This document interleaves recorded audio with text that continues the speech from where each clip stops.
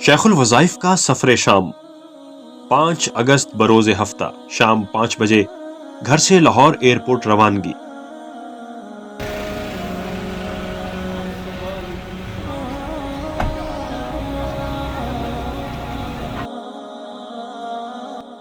Lahore airport پر معروف نعت خواں اویس رضا قادری سے اچانک ملاقات اور خوشگوار ماحول میں گفتگو۔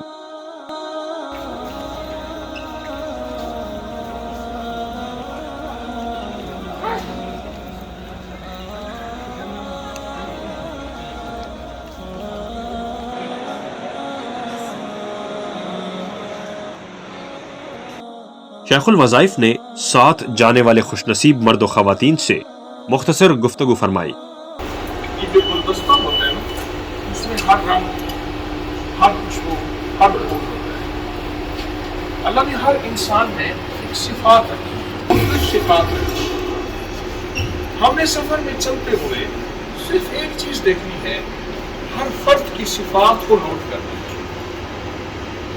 اللہ نے بہت صفات رکھی ہر انسان کو۔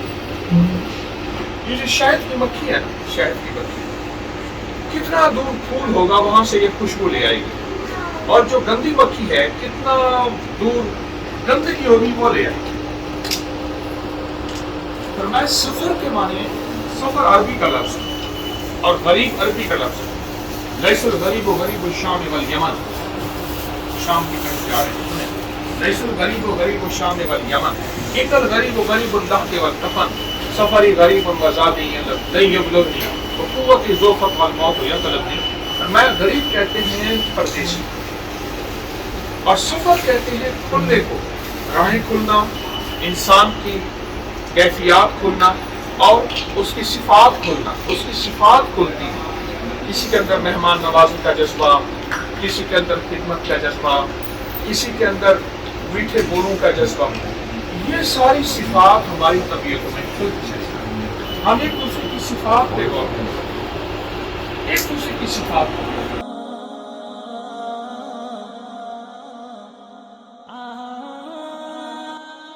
ایئرپورٹ کے حکام سے ملاقات کی، پاکستان سے ملک شام کی طرف روانگی۔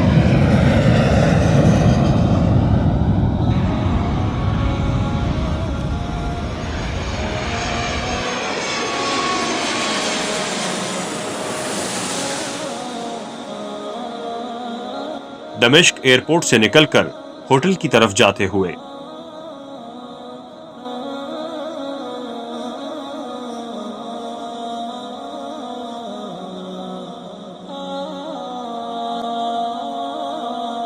شیخ الوظائف نے ساتھ جانے والے احباب کو خوشبو لگائی۔